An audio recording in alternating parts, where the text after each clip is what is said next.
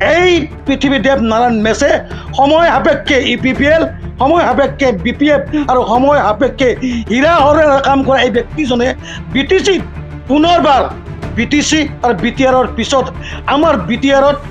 এইবাৰ পুনৰবাৰ NLFBৰ নামতে হওক অন্যান্য জাতি জনগোষ্ঠীৰ নামত পুনৰবাৰ এটা তেজৰ ৰাঙলী কৰি চেষ্টা কৰাৰ কাৰণে তেওঁ জাতিগত সংঘৰ সৃষ্টি কৰাৰ কাৰণে আৰম্ভ কৰিছে। এই পৃথিৱীনাথক মই ক'ব খোজোঁ যে বড়ো জনগোষ্ঠী হওক বা কোচ ৰাজবংশী জনগোষ্ঠীয়ে কোনোবা যদি অসমত বসবাস কৰা প্ৰকৃত ভাৰতীয় নাগৰিকে যদি সেই মাটিত যদি বসবাস কৰে সেই কোচ ৰাজবংশী হওক বা বড়ো জনগোষ্ঠীয়ে তেওঁলোকক গোলাম হিচাপত ব্যৱহাৰ কৰে নেকি? প্ৰত্যক্ষভাৱে প্ৰশ্ন কৰিছোঁ যে বড়ো জনগোষ্ঠীৰ যিটো আইডেণ্টিটি, তেওঁলোকৰ যিটো কালচাৰেল, তেওঁলোকৰ মানুহৰ যিটো নেচাৰ, সেই নেচাৰে সেই বড়ো জনগোষ্ঠীক বাহিৰে অন্যান্য জাতি জনগোষ্ঠীক তেওঁলোকে গোলাম বা অন্যান্য ৰূপত তেওঁলোকে সন্নিৱিষ্ট কৰে নেকি? প্ৰথম প্ৰশ্নৰ উত্তৰ তেওঁ দিব লাগিব। এই পৃথিৱীনাথ দেৱ মেছ ডাঙৰীয়াক আজি মই এই প্ৰেছ মিটৰ দ্বাৰা এটা কথা ক'ব খুজিছোঁ। আচলতে আপুনি কোচ ৰাজবংশী নে আপোনালোকে বড়ো? কাৰণ সময় সাপেক্ষে 2014, 11, 15 পৰা কেতিয়াবা কানি আপুনি কোচৰ ৰজা আৰু কেতিয়াবা কানি আপুনি বড়ো ত্ৰাণকৰ্তা। আচলতে পৃথিৱীনাথ দেৱ মেছ ডাঙৰীয়া আপোনাৰ জাতিগত আইডেণ্টিটিটো কি? এইটো প্ৰথম প্ৰশ্ন আপোনাক। এখন ৰাজহুৱা মিটিঙত পৃথিৱীনাৰায়ণ দেৱ মেছ নামৰ এই ব্যক্তিগৰাকীয়ে NLFB যিটো দ্বিতীয় ফাউণ্ডেশ্যন যিটো এটা বক্তব্য তেওঁ ৰাখিছে, খুবেই দুখজনক আৰু BTCত বসবাস কৰাৰ লগতে অসমত বসবাস কৰা আমি এজন সাধাৰণ নাগৰিক হিচাপে খুবেই দুখ প্ৰকাশ কৰিছোঁ আজি। এই পৃথিৱীনাথ দেৱ মেছ ডাঙৰীয়াক আজি মই এই প্ৰেছ মিটৰ দ্বাৰা এটা কথা ক'ব খোজোঁ। আচলতে আপুনি কোচ ৰাজবংশী নে আপোনালোকে বড়ো? কাৰণ সময় সাপেক্ষে 2014, 11, 15 পৰা কেতিয়াবা কানি আপুনি কোচৰ ৰজা আৰু কেতিয়াবা কানি আপুনি বড়ো ত্ৰাণকৰ্তা। আচলতে পৃথিৱীনাথ দেৱ মেছ ডাঙৰীয়া আপোনাৰ জাতিগত আইডেণ্টিটিটো কি? এইটো প্ৰথম প্ৰশ্ন আপোনাক। দ্বিতীয় কথা, যোৱা যি ফাউণ্ডেশ্যন যিটো মিটিং আছিলে তাত পৃথিৱীনাৰায়ণ দেৱ মেছ ডাঙৰীয়াই কৈছে যে BTC হওক বা অসমত বসবাস কৰা যিখিনি ট্ৰাইবেল বেল্ট ব্লকৰ মাটিত নন ট্ৰাইবেল মানুহে বসবাস কৰি আছে, তেওঁলোকে গোলামৰ নিচিনা তাত বসবাস কৰিবলৈ তেওঁক জনাইছে। তেওঁ এটা কথা জানে নাজানে যে গোলাম শব্দ যে স্লেভাৰী ৱৰ্ডটোৰ অৰ্থটো কি তেওঁ জানেনে? আজি যিবিলাক মানুহ ট্ৰাইবেল বেল্ট ব্লকত বসবাস কৰি আছে, যাৰ কোনো ধৰণৰ সংজ্ঞা বা তাৰ কোনো সমাধান আজিলৈকে না আইনৰ দ্বাৰা দি না চৰকাৰৰ দ্বাৰা দি বেল্ট এণ্ড ব্লকৰ মাটিৰ কোনো সীমা নিৰ্ধাৰণ আজি কৰিব নোৱাৰাৰ কাৰণে বিভিন্ন ঠাইত গুৱাহাটী হাইকোৰ্ট বা বিভিন্ন জাগাত কেছবিলাক চলি আছে। এই পৃথিৱীনাথক মই ক'ব খোজোঁ যে বড়ো জনগোষ্ঠী হওক বা কোচ ৰাজবংশী জনগোষ্ঠীয়ে কোনোবা যদি অসমত বসবাস কৰা প্ৰকৃত ভাৰতীয় নাগৰিকে যদি সেই মাটিত যদি বসবাস কৰে সেই কোচ ৰাজবংশী হওক বা বড়ো জনগোষ্ঠীয়ে তেওঁলোকক গোলাম হিচাপত ব্যৱহাৰ কৰে নেকি? প্ৰত্যক্ষভাৱে প্ৰশ্ন কৰিছোঁ যে বড়ো জনগোষ্ঠীৰ যিটো আইডেণ্টিটি, তেওঁলোকৰ যিটো কালচাৰেল, তেওঁলোকৰ মানুহৰ যিটো নেচাৰ, সেই নেচাৰে সেই বড়ো জনগোষ্ঠীক বাহিৰে অন্যান্য জাতি জনগোষ্ঠীক তেওঁলোকে গোলাম বা অন্যান্য ৰূপত তেওঁলোকে সন্নিৱিষ্ট কৰে নেকি? প্ৰথম প্ৰশ্নৰ উত্তৰ তেওঁ দিব লাগিব। দ্বিতীয় কথা, যে অসমত বসবাস কৰা যিখিনি বৈধ নাগৰিক, ভাৰতীয় নাগৰিক, সেইসকল মানুহক ট্ৰাইবেল বেল্ট ব্লকৰ আলম লৈ তেওঁ যে গোলামগিৰি কথাষাৰ কৈছে, এটা কথাই আজি অসম চৰকাৰ আৰু BTCৰ চিফ প্ৰমোদ বড়ো ডাঙৰীয়াক মই অনুৰোধ কৰিছোঁ, এই পৃথিৱীদেৱ নাৰায়ণ মেছে সময় সাপেক্ষে EPPL, সময় সাপেক্ষে BPF আৰু সময় সাপেক্ষে হীৰা হৰেৰে কাম কৰা এই ব্যক্তিজনে BTCত পুনৰবাৰ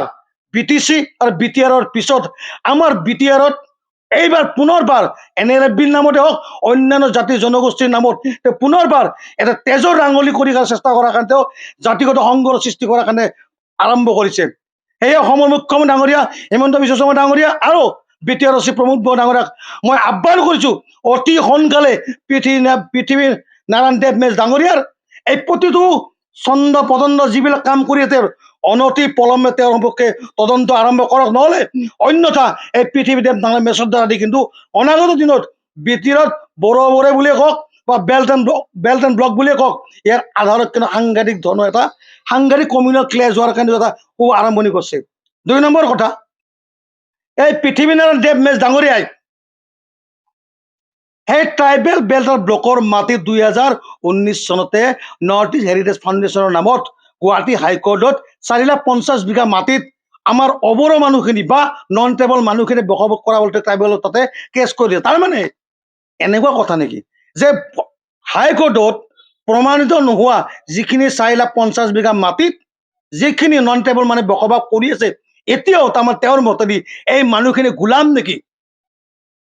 আৰু কোনটো সংস্কৃতি কোনটো ভাৰতীয় সংস্কৃতিত কোনটো বড়ো জনগোষ্ঠীত কোন কোচ দাসবংশী জনগোষ্ঠীত কোনোবা জাতিক গোলাম কৰা বুলি শব্দ আছে তাৰ বিশ্লেষণ তেওঁ দিব পাৰিবনে সেইকাৰণে পৃথিৱীৰ দেৱ ডাঙৰে প্ৰত্যাহ্বান জনাইছো যদি 24 ঘণ্টাৰ ভিতৰত যদি আপুনি যদি এই গোলাম শব্দটো উঠাই নলয় তাহলে 24 ঘণ্টাৰ পিছত আপোনাৰ ঘৰৰ পৰা এই বাসুগড়ৰ পৰা আৰম্ভ কৰি কতো আপুনি গোলাম হোৱাৰ ব্যৱস্থা কৰি দিম কাৰণ কিয় গণতান্ত্ৰিক পদ্ধতিতে আপোনাৰ বিৰুদ্ধে তীব্ৰ প্ৰতিবাদ অৱৰ সুৰক্ষা কৰিব কাৰণ আপুনি এই বিগত BTC আৰু BTRৰ এই শান্তিময় পৰিৱেশৰ মাজত আপুনি NLFBৰ নাম লৈ ৰাজনীতিকৰণ কৰি কেনে গোলাম ট্ৰাইবেল বেল্ট এণ্ড ব্লক এই বিভিন্ন কথা কৈ মানুহখিনি পুনৰবাৰ উত্তেজিত কৰি ৰাজনৈতিকভাৱে আপোনাৰ মুনাফা হাসিল কৰি কেনে আমাৰ মানুহক বিতাড়িত কৰি সম্পূৰ্ণভাৱে আপোনালোকে এটা নতুন প্ৰক্ৰিয়া আৰম্ভ কৰিছে আমি BTR আৰু BTCক লৈ কেনে অৱৰ সুৰক্ষা আমাৰ সাংঘাতিক প্ৰতিবাদ আছে আমি বড়ো জনগোষ্ঠী বিৰোধী বুলি কোনোদিন কোৱা নাই আমি আমাৰ BTCত আমাৰ ৰাইটটোৰ যিখিনি আমাৰ ফাণ্ডামেণ্টেল ৰাইট আছে সেইখিনি অধিকাৰৰ কাৰণে যুদ্ধ কৰিছো আমি জেনেৰেল বড়ো বিৰুদ্ধে যুদ্ধ কৰা নাই আমি সিস্টেমৰ বিৰুদ্ধে যুদ্ধ চলি আছে গতিকে পৃথিৱীৰ দেৱ ডাঙৰ আৰু এটা প্ৰশ্ন কৰো খুব দৰকাৰী আৰু সাংঘাতিক গুৰুত্বপূৰ্ণ আজি অসমৰ DGP মহোদয় ভাস্কৰজী মহন্ত ডাঙৰীয়াক এটা কথা মই স্পষ্ট ক'ব খোজো এই পৃথিৱীৰ দেৱ ডাঙৰীয়াই যোৱাকালি ফাউণ্ডেশ্যনক কৈছে যে নাগালেণ্ডত AK-47 কিনিব গ'লে 4 লাখ বা 5 লাখ টকা আৱশ্যক হয় মই প্ৰশ্ন কৰিছো যে আপুনি কেনেকৈ জানে নাগালেণ্ডত যে AK-47 আপোনাৰ কি কয় 4 লাখ 5 লাখ টকাত পায় অনতিপলমে অসমৰ প্ৰশাসন ব্যৱস্থাই অনতিপলমে তদন্ত কৰিব লাগে যে পৃথিৱীনাথ দেৱ ডাঙৰে কেনেকৈ নাগালেণ্ড মিজোৰামত AK-47 মানস্ত্ৰবিলাক যে তাতে পায় তেওঁ খবৰ কেনেকৈ পৃথিৱীনাৰায়ণ দেৱ মেছৰ দ্বাৰা দিয়ে NDFB BLD চাপ্লাই হৈছিল কাৰণ কিয় আৰু সেই NDFB BLD কিন্তু মধ্যস্থতাকাৰী পৃথিৱীনাৰায়ণ দেৱে কিন্তু আজি হৈছে তাৰমানে এনেকুৱা নেকি এটা সময়ৰ অস্ত্ৰজনজনী ঘটাই কেনে তেওঁলোকক অস্ত্ৰ সংৰক্ষণ কৰাৰ বিনিময়ত ইয়াত মধ্যস্থতাৰ নাম লৈ কেনে বাবা লোৱাৰ কাৰণে মাৰাষ্ট্ৰ ডিষ্ট্ৰিবিউট কৰি কেনে তেওঁলোকক এই মূল নাটক ৰচনা কৰিছিল নেকি সেইকাৰণে পৃথিৱীনাৰায়ণ দেৱনাথক সাৱধান কৰি দিছো আপোনাৰ বক্তব্য BTCত জলাঞ্জলি দি নিদিব কাৰণ কিয় আজি BTCৰ নামত BTR নামত বৰ্তমান অন্তত সন্ত্ৰাসবাদ নিৰ্মূল প্ৰক্ৰিয়াৰ অৱৰ সুৰক্ষা আমি সদায় আছো আৰু শেষত এটা কথা আপোনাক ব্যক্ত কৰি আছো যে আজি মই আমাৰ 23 নং দিহিৰা সমষ্টি MCLA EM ডাঙৰীয়াক মই আপোনাক এটা প্ৰশ্ন কৰিব খোজো এজন ব্যক্তিয়ে ট্ৰাইবেল বেল্ট আৰু ব্লকত বসবাস কৰা অজনতাদীসকলক গোলাম বুলি কৈছে আপুনি জানে নে নাজানে আপুনি য'ত বসবাস কৰি আছে সেইখিনি মাটি ট্ৰাইবেল বেল্ট আৰু ব্লকত পৰে কালি যদি পৃথিৱীনাথ দেৱ মেছে যদি কয় মাটিখিনি ল'ব খোজে হাইকোৰ্টে যদি উচ্ছেদৰ কথা কয় এই দক্ষিণ বাস্কাৰ উত্তৰ বাস্কাৰ মধ্য বাস্কাৰ মাটিখিনি কিন্তু চৰকাৰীভাৱে কিন্তু ট্ৰাইবেল বেল্ট আৰু ব্লকত পৰে তাৰ মানে ঘনশ্যাম দাস ডাঙৰীয়া EM ডাঙৰীয়া তাৰমানে পৃথিৱীনাৰায়ণ দেৱ মেছে কোৱাৰ নিচিনা আপুনিও তেওঁলোকৰ গোলামগিৰি কৰিব লাগিব আপুনি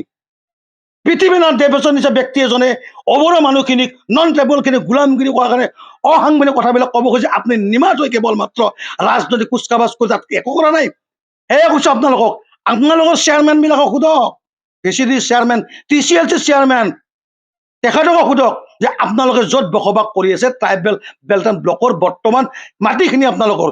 আইনীভাৱে কিন্তু স্পষ্টীকৰণ হোৱা নাই আমি এটা স্পষ্ট আপুনি 24 ঘণ্টাৰ ভিতৰত যদি এই নন ট্ৰাইবেল মানুহখিনিক লৈ পৃথিৱীনাথ দেৱ মেছে কৰা বক্তব্য যদি পুনৰবাৰ যদি একবাৰো যদি প্ৰতিবাদ কৰি যদি আপুনি গোলাম শব্দটো স্লেভাৰী ৱৰ্ডত প্ৰতিবাদ নকৰে আমিও জানিম যে আপোনাৰ ৰাজনৈতিক চিন্তাধাৰাই আপোনাক গোলাম হ'বলৈ বাধ্য কৰাইছে ডাঙৰক অনুৰোধ কৰিছো অনতিপলমে BTCৰ হস্পিটেল অন্তত এই BTCত বসবাস কৰা অসমৰ আই মাতৃ সকলো সন্তানৰ স্বাৰ্থত অন্তত আপোনাৰ মেণ্টেলিটি আপোনাৰ ভাষা চিন্তাৰ ভাল ব্যক্তিত্ব এটা পৰিচয় দিয়াৰ স্বাৰ্থত অনাগত অন্তত এসপ্তাহৰ ভিতৰত আপুনি নতুনকৈ সন্নিৱিষ্ট অবড়ো ভাষা আমাৰ যিখিনি মাতৃভাষা আছে অসমীয়া ভাষাটো সন্নিৱিষ্ট কৰি BTCৰ তথা অসমৰ প্ৰত্যেকজন ব্যক্তিৰ অন্তৰ আপুনি এজন সকলো জাতি জনগোষ্ঠী আৰু অসমীয়া জাতি গঠনৰ প্ৰক্ৰিয়াত প্ৰমোদ বড়ো ডাঙৰীয়া এজন যাতে প্ৰকৃত এজন অসমীয়া নাগৰিক হিচাপে প্ৰতিপন্ন কৰে তাৰে আহ্বান কৰিলো আপোনাক जोलुर मोजां मोनग्राफोरनि थाखाय गोजोनथाव खौरां गिबि खेबनि थाखाय BTR हालामाव सेथि खेब ISPL आ खुंफुंजागोन BTR ओनसोलाव लाइमोनफोरखौ जोलुरनि फारसे गोसो बोहोनाय जोलुरखौ जौगाहोनायनि थांखिजों BTR सरकारा बे बादायलायनायखौ खुंफुंनो थिरांथा लादों सा भारतनि 6 सिडुल ओनसोलाव थानाय मोनजि गेलेग्रा हानजाफोरनि गेजेराव बे बादायलायनाया जागोन। बादायलायनाया फैगौ 9 अक्ट'बरनिफ्राय जागायनानै 23 अक्ट'बरसिम सोलिगोन। अदालगुरिनि डिमाकुसि स्टेडियामनिफ्राय बादायलायनायखौ जागायजेनगोन। बेबायदिनो बे जोलुर बादायलायनाया बिटिआरनि मोनब्रै जिल्लायाव खुंफुंजागोन आरो जोबथा बादायलायनाया क'क्राझार जिल्लानि सिङाव थानाय थिथागुरिनि साइसाक सेन्टाराव खुंफुंजागोन। बादायलायनायाव देरहासार जानाया ट्रफिजों लोगोसे 3 लाख रां, सेथि रानार्स आपआ ट्रफिजों लोगोसे 2 लाख रां आरो थामथि रानार्स आपआ ट्रफिजों लोगोसे 1 लाख रां मोनफुंनो हागोन।